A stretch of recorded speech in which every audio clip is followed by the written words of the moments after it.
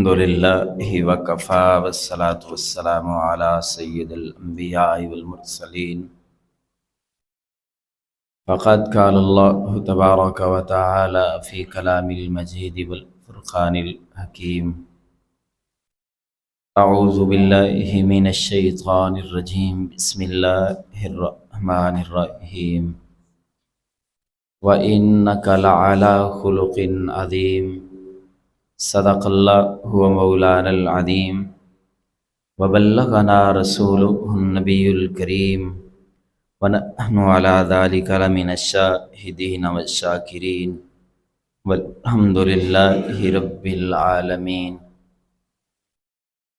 رب اشرح لی صدری ویسر لی امری واحلل عقدۃ من لسانی یفقهوا قولی.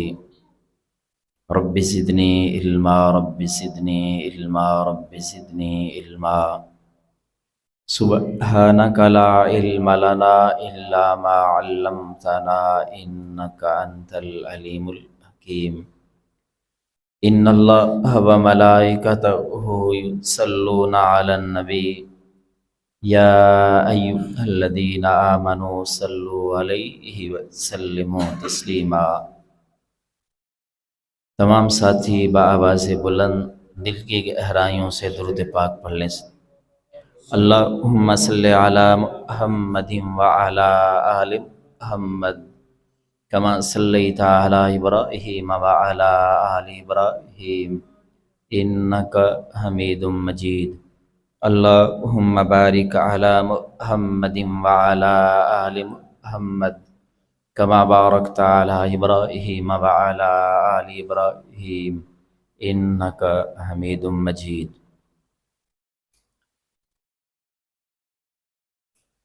گزشتہ جمعے بھی ہماری بات چل رہی تھی کہ پیارے نبی صلی اللہ علیہ وسلم کے حسن اخلاق کے واقعات اللہ تعالیٰ نے اپنے سارے نیک بندوں کو اچھے اخلاق عطا کیے ہیں، اور انسانوں میں سب سے بہترین اخلاق کے مالک اللہ کے نبی ہوا کرتے ہیں، اور کائنات میں ہمارے پیارے نبی حضرت محمد صلی اللہ علیہ وسلم حسن اخلاق میں سب سے بڑھ کر تھے. یہی وجہ ہے کہ اللہ تعالیٰ نے قرآن پاک میں فرمایا وَإِنَّكَ لَعَلَىٰ خُلُقٍ عَظِيمٍ.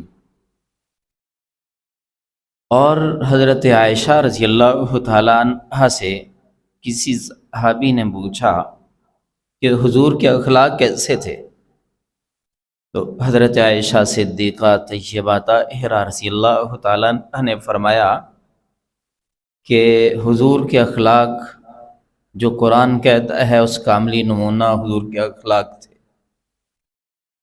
یعنی جو تھیوری قرآن پاک کی شکل میں ہے اس کا پریکٹیکل حضور علیہ السلام کی زندگی ہے، حضور کے اخلاق ہیں.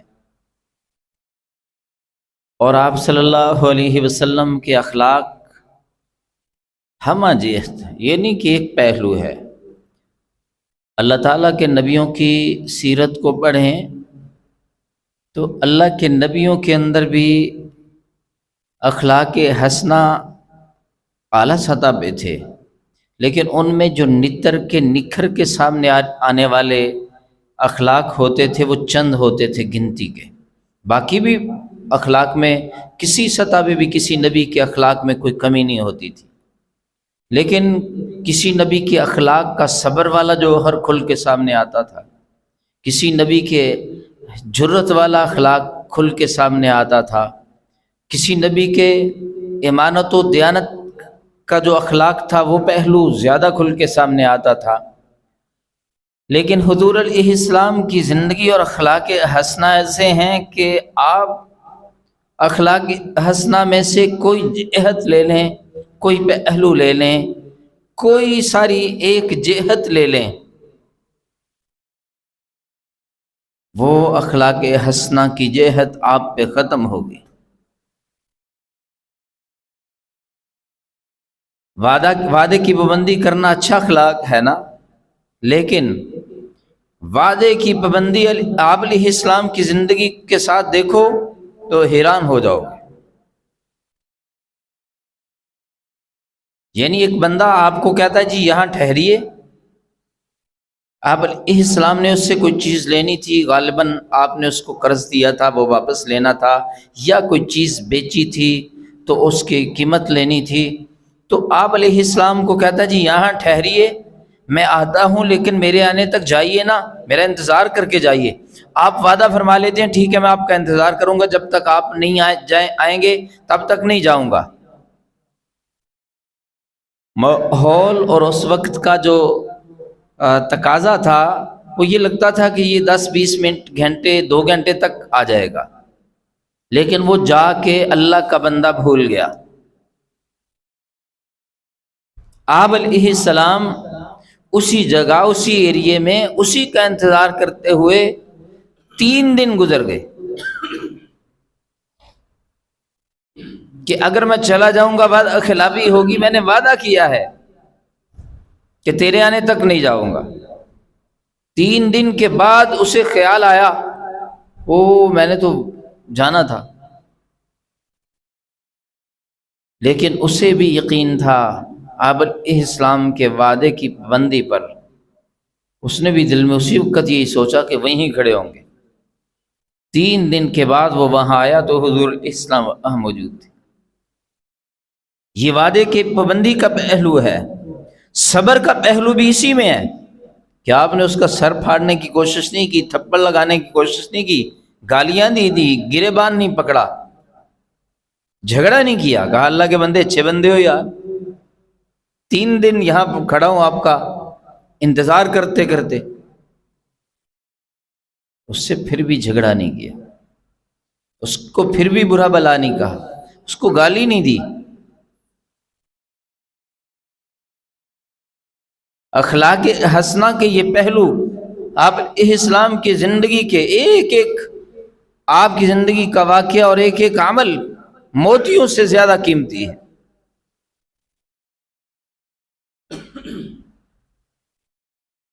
اگر مجبور ملتے ہیں تو ان کے ساتھ آپ علیہ السلام کا ایسا رویہ ہے کہ مجبوروں کی مجبوریاں دور کر دیتے ہیں۔ خود تنگ دستی میں ہیں لیکن تنگ دستوں کی تنگ دستیاں دور کرنے کی فکر میں ہیں۔ بچے ملتے ہیں تو یہ تمیز نہیں ہے کہ یہ اپنے ہیں، اپنے خاندان کے ہیں، بچوں سے پیار کرتے ہیں بلا تمیز، بچوں سے نفرت نہیں کرتے، بچوں میں گھل مل جاتے ہیں۔ آپ علیہ السلام کبھی کبھی بچوں کو اٹھا کے کندھے پہ بٹھا لیتے، عام رستے میں گزرتے ہوئے بھی بچے ملتے تو انہیں اٹھا کے سینے سے لگا لیتے تھے۔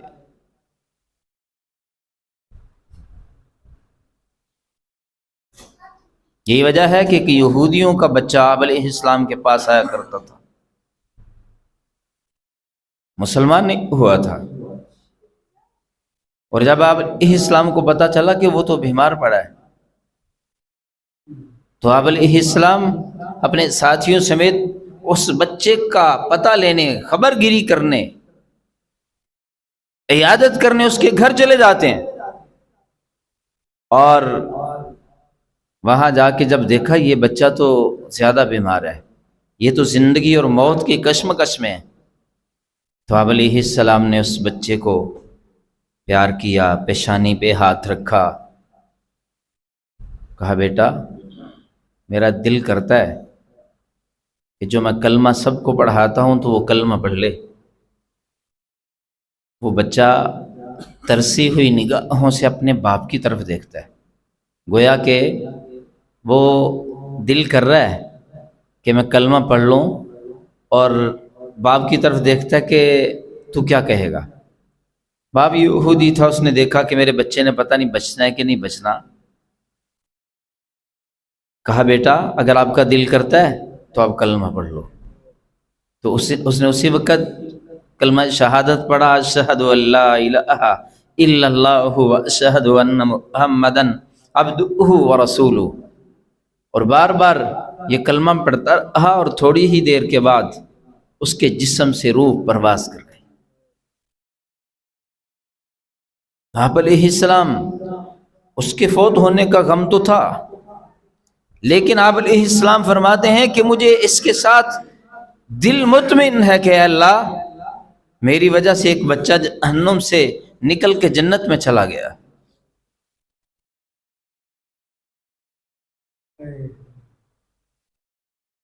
ایک عورت ہے بیوہ، اس کا چھوٹا بچہ ہے، اور اب ذرا ہوش سنبھالنے کو آ رہا ہے، یعنی کچھ سمجھ بوجھ کی عمر کی طرف۔ تو وہ بچہ دیکھتا ہے کہ میرے لیے ماں کہیں سے دوڑ دھوپ کر کے کوئی جوتا کپڑا خرید لیتی ہے، لیکن خود میری والدہ کے لباس کی یہ حالت ہے کہ جسم ڈھانپا بھی نہیں جاتا، اس طرح کے کپڑے ہیں،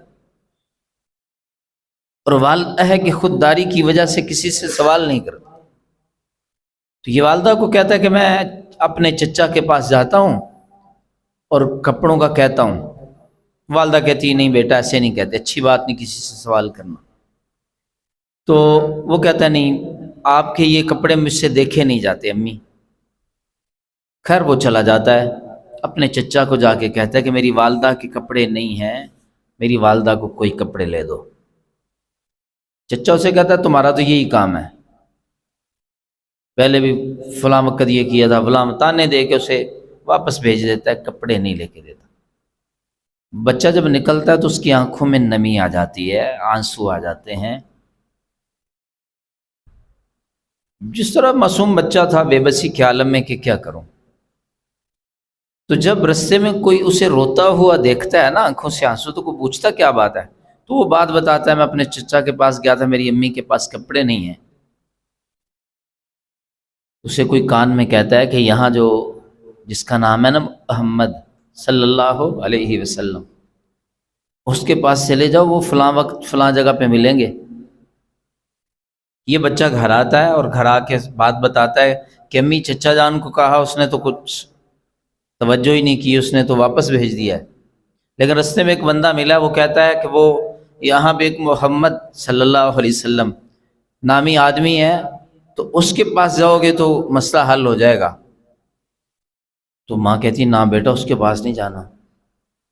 کیوں امی؟ جب ہمارا کام ہے، مجھے تو آپ کی حالت دیکھی نہیں جا رہی، آپ کے پاس کپڑے ہی نہیں ہیں، جو کپڑے جن کپڑوں سے آپ نے اپنے آپ کو ڈھانپا ہوا ہے، تو وہ تو کپڑے پہننے کے لائق ہی نہیں ہیں۔ امی کہتی ہے وہاں اس لیے نہیں جانا کہ وہ الگ دین کی بات کرتا ہے، وہ لوگوں کو دین سے پھیر لیتا ہے، بدل لیتا ہے۔ کہتا ہے اماں اے گل میرے تے چھڑ دو، یہ بات مجھ پہ چھوڑ دو، مجھے نہیں وہ ہلا سکے گا، مجھے نہیں بدلا سکے گا، مجھے جانے دو۔ امی کہتی ہے تیری مرضی ہے۔ پھر یہ بچہ ڈھونڈتے پوچھتے جہاں حضور علیہ السلام موجود تھے یہ وہاں پہنچتا ہے، آپ علیہ السلام کو ملتا ہے، اور آپ علیہ السلام کے اخلاق بتا کیسے تھے۔ ایک طرف حضور کے اصحاب آپ کے دائیں بائیں جھرمٹ بنائے بیٹھے ہوتے تھے، آپ کے سامنے سناٹا جاری ہوتا تھا، آپ علیہ السلام کے لبوں سے کوئی جملہ نکلتا تھا تو فوراً ان کے دل و دماغ میں اتر جاتا تھا، لیکن مجلس میں آنے والے ہر شخص کی طرف آپ کی نگاہ ہوتی تھی، توجہ ہوتی تھی، اور جو آپ کو بلاتا آپ مکمل ہمہ تنگوش ہو کے اس کی طرف متوجہ ہوتے، اس کی بات سنتے، اس سے بات کرتے، تاکہ کوئی فخر کا، تکبر کا کوئی شبہ بھی محسوس نہ کرے۔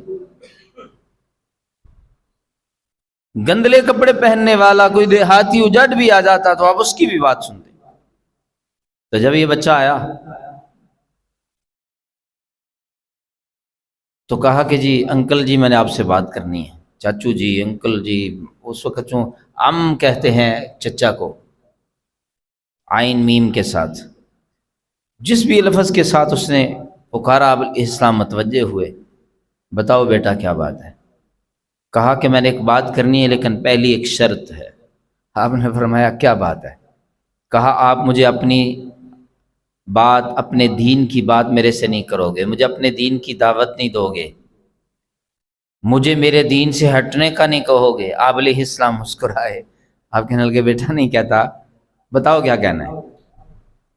کہا مجھے یہ بات نہیں کہنی، لیکن یہ سوال لے کے آیا ہوں کہ میری والدہ کے پاس لباس نہیں ہے، کپڑے پھٹے ہوئے ہیں، چچا کے پاس گیا تھا جواب نہیں ملا، کسی نے آپ کا بتایا ہے آپ کے پاس آ گیا ہوں۔ آپ علیہ السلام نے کہا بیٹا کوئی بات ہی نہیں ہے۔ آپ علیہ السلام نے جس کپڑے کو، جس چادر کو اوپر اوڑھا ہوا تھا نا، اس زمانے میں کوئی باقاعدہ اتنے تکلفات سے یہ کپڑے نہیں سیے جاتے تھے، 2 چادریں ہوتی تھی، اس کو ہی سوٹ بنا لیا جاتا تھا، ایک چادر ہوتی تھی بعض اوقات اس کو کاٹ کے 2 کر کے اس کو ہی سوٹ بنا لیا جاتا تھا، ایک قط احمد ایک اوپر لے لیا، بس یہی لباس تھا۔ آپ علیہ السلام نے اس چادر کو، جس چادر سے ہم سارے امتی پیار کرتے ہیں، جس چادر کا تذکرہ اللہ نے قرآن پاک میں کیا ہے، آپ نے چادر اتاری، کہا بیٹا یہ لو، اپنی والدہ کو کہو جاؤ اس کو لباس بنا لو، کپڑے بنا لو۔ اس بچے نے خوشی خوشی سے چادر پکڑی، گھر کی طرف دوڑا، والدہ کے پاس گیا، کہا بیٹا کیا کہا ہے؟ پھر انہوں نے کہا امی کیا کہنا تھا؟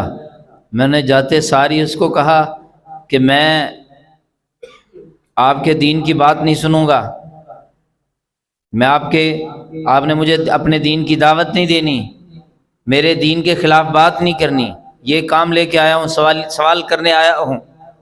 بیٹا اس نے یہ نہیں کہا چل دبا ہو، اگر تو نے دین کو قبول نہیں کرنا تو پھر ایسے کیا ہے؟ کہا نہیں کہا۔ تو پھر اس اماں نے کہا بیٹا پھر بات یہ ہے کہ اس کے دین کو قبول کر لینا چاہیے، اور بیٹا اب میں بھی اس کے دین کو قبول کروں گی، تو بھی اس کے دین کو قبول کرے گا۔ یہ اخلاق تھے آپ علیہ السلام۔ آپ اسلام ایک درخت کے سائے کے نیچے بیٹھے ہیں، آپ کی جان کے دشمن تو بے شمار تھے، مکے میں بھی تھے، مدینے میں بھی تھے، تو ایک دشمن دین آیا، ہاتھ میں تلوار ہے، اور آپ علیہ السلام لیٹے ہوئے ہیں، اور آ کے کھڑے ہو کے کہتا ہے اے محمد بتا مجھ سے تجھے کون بچائے گا؟ آپ علیہ السلام کھڑے ہوئے، کہا میرا اللہ مجھے بچائے گا۔ آپ نے ایسے روب سے کہا، ایسے دبدبے سے کہا کہ اس کے ہاتھ سے تلوار نیچے گر گئی۔ آپ علیہ السلام نے تلوار پکڑ لی، کہا اب مجھ سے تجھے کون بچائے گا؟ کہنے لگا مجھے پتا ہے آپ اتنے اچھے ہیں، آپ اتنے اچھے ہیں، کیا آپ کے دل میں نرمی آ جائے گی، آپ مجھے معاف کر دو گے؟ آپ علیہ السلام نے فرمایا میرا کلمہ پڑھتے ہو؟ کہتا ہے نہیں کلمہ نہیں پڑھتا۔ آپ علیہ السلام نے پھر بھی کہا کوئی بات نہیں، ایسے نہیں کرتے۔ آپ نے فرمایا ایسے نہیں کرتے، کچھ نہیں کہا، کچھ بھی نہیں کہا۔ آپ علیہ السلام کی زندگی کے اخلاق کے ایسے واقعات ہیں کہ آپ تصور بھی نہیں کر سکتے۔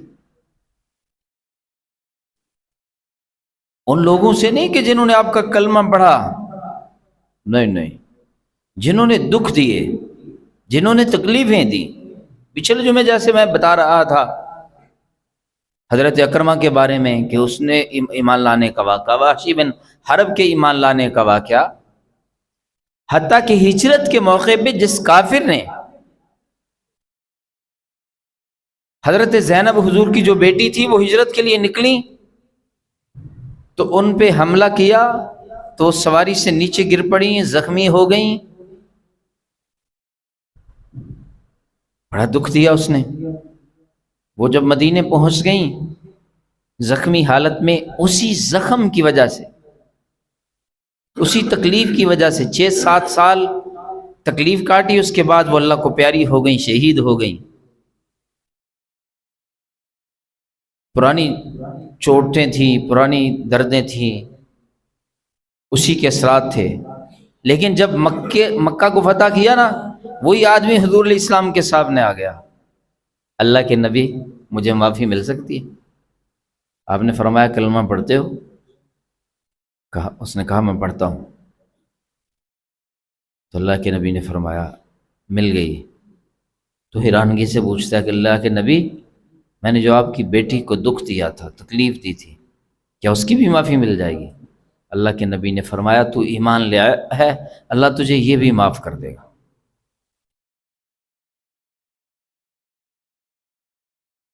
آپ صلی اللہ علیہ وآلہ وسلم اخلاق کے اس درجے پہ فائز سے سوچا بھی نہیں جا سکتا، تصور بھی نہیں کیا جا سکتا۔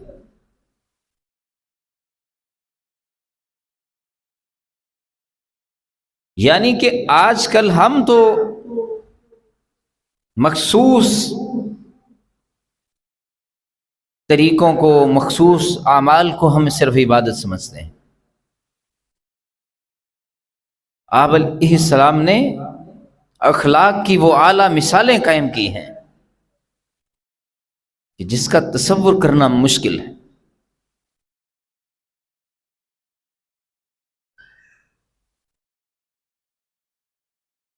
جنگ کے موقع پہ ذرا بھگدڑ مچی،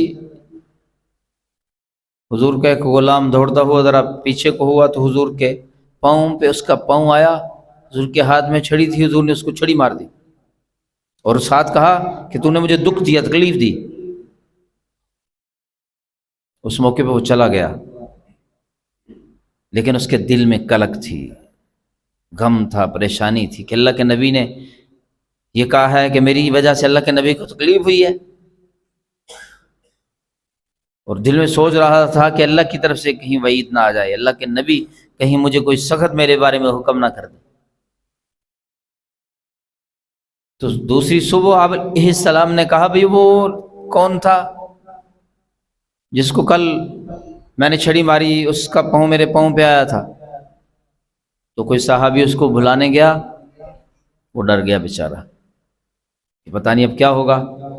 آپ علیہ السلام کے سامنے آیا تو آپ صلی اللہ علیہ وسلم نے فرمایا یار کل اچانک تیرا پاؤں میرے پاؤں پہ آیا، مجھے تکلیف ہوئی تو اچانک میں نے غصے سے آپ کی طرف آپ کو لاٹھی مار دی، بڑی کوئی زور سے نہیں ماری، ویسے ہی جیسے کوئی پڑتا ہے بندہ کسی دھکا مارتا ہے، تھپڑ مار دیتا ہے، کوئی چیز ہوتی ہے بندہ مار دیتا ہے۔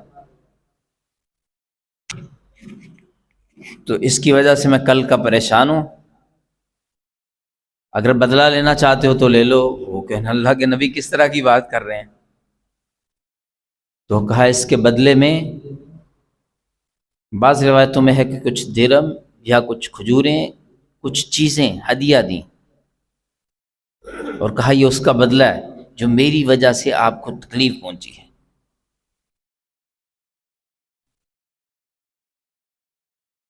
المسلم من سلم المسلمون من لسانہ ویدیہ، حضور علیہ السلام نے یہ بھی فرمایا کہ مسلمان تو وہ ہے کہ جس کے ہاتھ اور زبان سے کسی کو تکلیف نہ ہو۔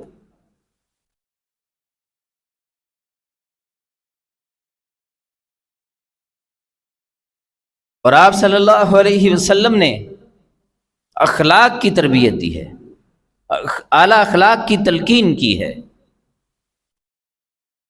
اور اچھے اخلاق یہ نہیں ہیں کہ عدلے کا بدلہ کرو، کہ جو تمہارے ساتھ اچھا رہتا تم بھی اچھے رہو، یہ تو برابری سرابری ہے۔